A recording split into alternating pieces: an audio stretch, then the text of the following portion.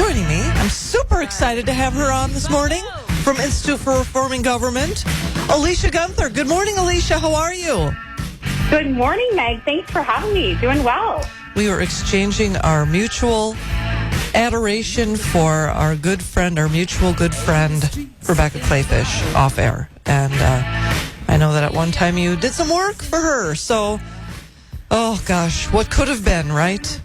Yes, absolutely. She's just a pleasure to work with and for. So she's a delight, that's for sure. Well, let's talk. I know you mentioned, you teased it to me, this interesting case involving Catholic Charities in Superior, Wisconsin. What gives? Yes.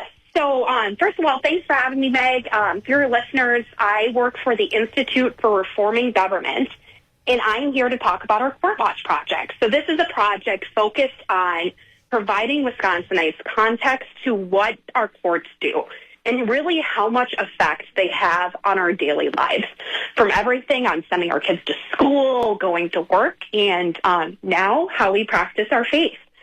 So this is a very interesting case coming out of the Wisconsin Supreme Court, where the progressive majority actually held that the work of the Catholic Charities in your listening area was not churchy enough to continue qualifying for tax-exempt status. So this actually got appealed up to the United States Supreme Court, and they granted review, which is pretty remarkable because they do not grant review in a lot of cases. So really hoping that they take a close look at this one and consider undoing what the progressive majority just did. Okay, Alesha, what the heck is not churchy enough? It's truly remarkable. I think any Christian or Catholic listening would tell you that Christ's command to help the needy, the poor, and the sick falls squarely within our identity as Christians. But somehow the progressive majority said that this doesn't fall within the typical or regular parts of our faith. Alesha, what are they getting at? I mean, honestly. It's, again, truly remarkable, and it's very interesting because, a variety of other faiths have actually weighed in on this case, hoping that the United States Supreme Court undoes what they just did. So, not just Catholics, but we have Protestants, we have people from Jewish faiths, Hindu faiths, also begging the United States Supreme Court to take a look and make sure that the government and that our courts stay out of declaring what is and what is not religious. Well, and I mean, the left is going to be the arbiter of what is and what isn't religious. I mean, they 100%. Worship everything but God, 100%. It's so interesting. So conservative Justice Rebecca Bradley dissented in this case when he was in front of the Wisconsin Supreme Court. And, really the point of her dissent is who is the government to actually step into the practice of our faith and tell us what is and what is not churchy enough. So what's even more interesting about this case in particular is Catholics who practice in your area know that the Catholic Charities is integrated into the church directly. Caring for the needy is something that's, of course, the identity of who we are as Christians and as Catholics. So very interesting that they felt the actual need to get involved here. And, they want to tax everything, including charitable acts of a church. Well, and again, I really think this is about the Catholic Church is not going to ever pass the left's litmus test for what they believe.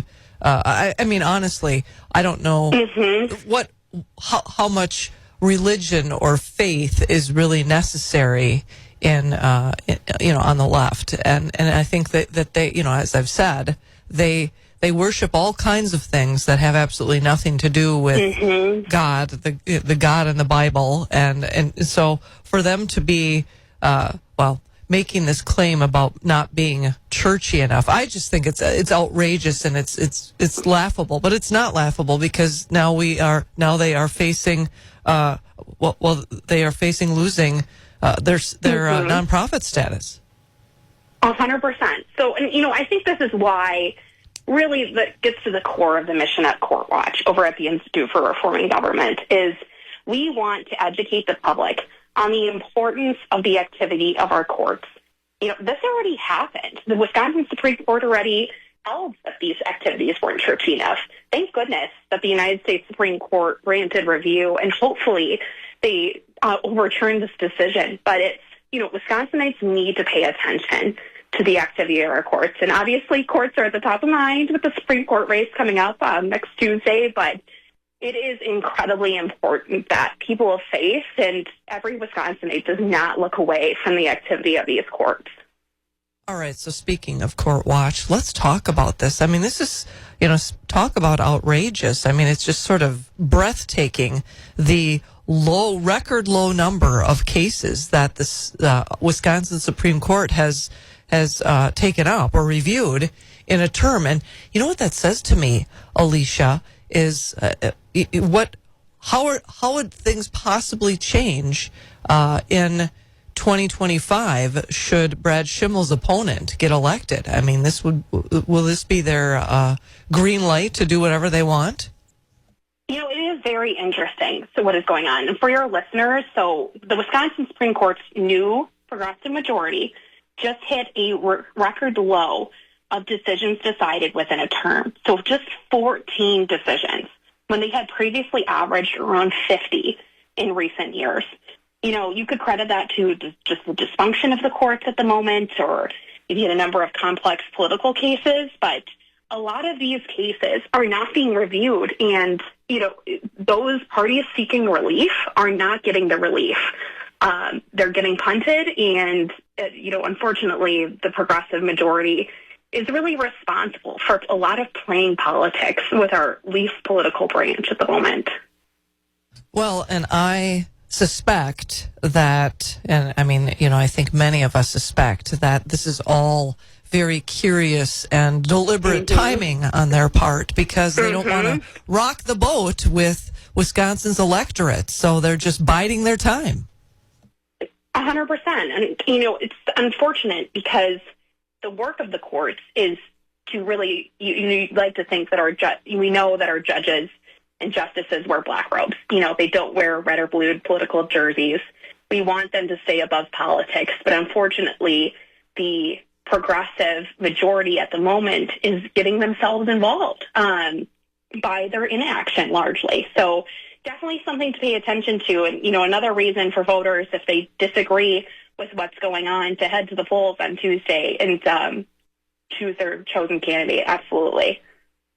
Well, and I would say don't even wait till Tuesday. I mean, we're all about in-person absentee voting, and I mean, free yourself up. As I've said during the course of the morning, free yourself up so that you can help get lower propensity voters out to the polls on election day. But I mean, and the other thing, of course, you and I both live in Wisconsin, and we know that weather changes on a dime. You just never know. In fact, I know our meteorologist here has predicted that we might have some snowy weather on election day. So don't take that chance.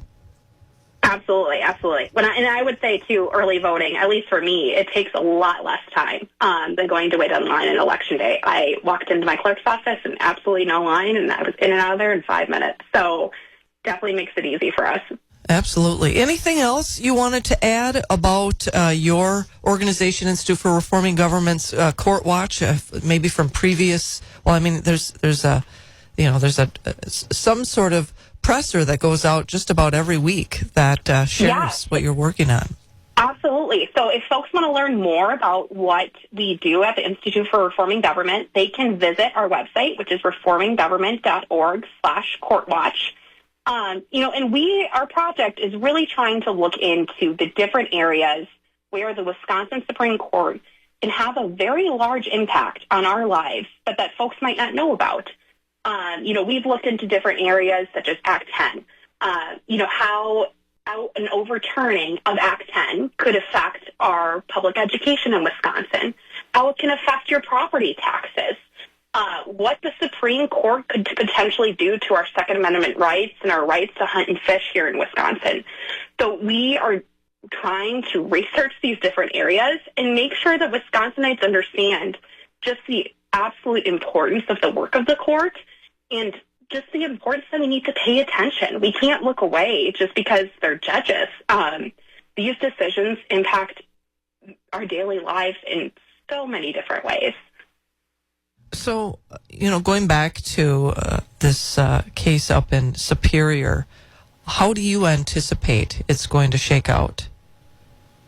I would hope that the United States Supreme Court would view this as a good way to draw a line on what is, quote unquote, churchy enough to constitute for tax-exempt benefits. And this really what this case is it relates to the First Amendment. So the question is, does this state violate the First Amendment by denying the Catholic Charities of Wisconsin the tax exemptions otherwise available?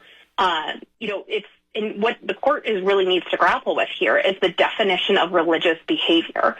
I hope that the United States Supreme Court takes a look at this and says that no way that the government needs to be this involved in declaring what charitable acts do or do not qualify for these tax benefits as it relates to someone's religion.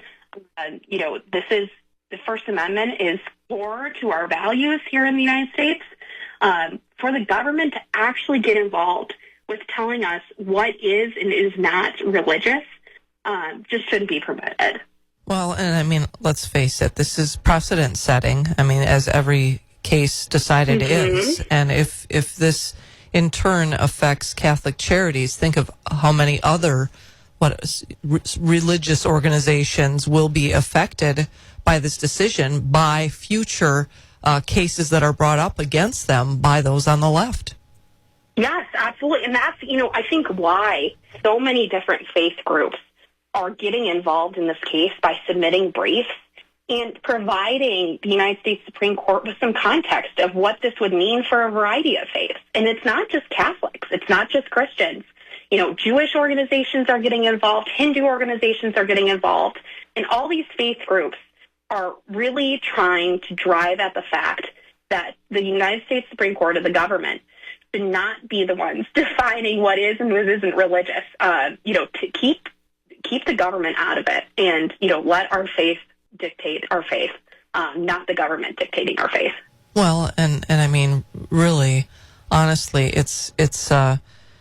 I just think I'm trying to think of the right word, but I'll go back to outrageous that the left would think that they would be the arbiters of what is whatever religious or as you were using the term churchy enough, and I think of all people, they're the last ones to define what is religious or faith based. I'll just read a quote from Rebecca Bradley in her dissent that I think really crystallizes what you just said there, Meg. She said, quote, "The majority excessively entangles the government in spiritual affairs, requiring the courts to determine what religious practices are sufficiently religious under the majority's unconstitutional test." So what's that getting at is just why the government needs to be the ones involved in our faith, in our spiritual affairs. I think she sums it up well. And I think, hoping that the reason that the United States Supreme Court granted review of this is because they want to correct this. But we'll have to wait and see. So I would say people of faith, for sure, pay attention to this one. And, especially for a Supreme Court case to come out of Wisconsin is pretty rare. So really, really hoping that they take a close look and overturn this one. Well, in the irony, I think, in those on the left who always make these claims about separation of church and state, but yet now they're trying to involve the state in the affairs of the church. Yes, and what's interesting is the separation of church and state is kind of a myth in and of itself. What the language actually is that the government shall make no law respecting religion. That means that the government acknowledges that religion is a part of our life, that for many it's a part of our daily life and it is central to our identity, but it does not get involved in actually respecting that religion. It means to say that our founding fathers set our system up understanding that faith is a part of our life, but that government shall make no law respecting it. Therefore, largely staying out of it. It's not a separation. It acknowledges the importance of our faith and in who we are without getting involved. Hey, I'll quote someone you know quite well because you work with him, Jay Curtis, who's regular guest, general counsel. I see on your website, he says, the left is on a relentless campaign to transform American culture in ways that would wipe out religious liberty and parents' rights for millions of Wisconsinites. And that's just spot on. Absolutely. And Jake's right. And it's for all of us Wisconsinites who are religious, our faith is essential to our lives. Many of the actions from the left are trying to, really are an attack on people of faith. In this way of trying to tax the work of Catholic Charities in Wisconsin, getting into other cultural issues of relating to girls and boys and sports and biological boys and girls bathrooms. We really should continue to pay attention and really watch the work of the courts as it relates to these issues. Because, clearly here we have a case where the courts affected the practice of our religion in the state of Wisconsin. And that already happened. And we're just waiting for the Supreme Court to hopefully undo this. Yeah, well, and as many of us say, over and over again, elections have consequences, and thank God we can. I feel like we can rely upon the United States Supreme Court, but here in Wisconsin, it's up for debate, and April 1st will be the reason, right? And absolutely.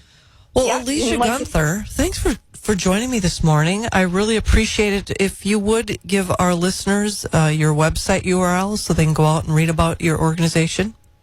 Yes, and thanks so much for having me and to discuss this important case. So our website at the Institute for Reforming Government is just reforminggovernment.org. And folks can learn specifically about our Court Watch project by clicking on the Court Watch tab at the top of the website. So thank you so much, Meg. Sure, thank you. It was a pleasure to chat with you, and I look forward to our next conversation. Jay can go on vacation anytime. That's right. Thank you so much, Meg. Thanks, Alesha. Take care. Have a great day. You too. Thank you. Bye.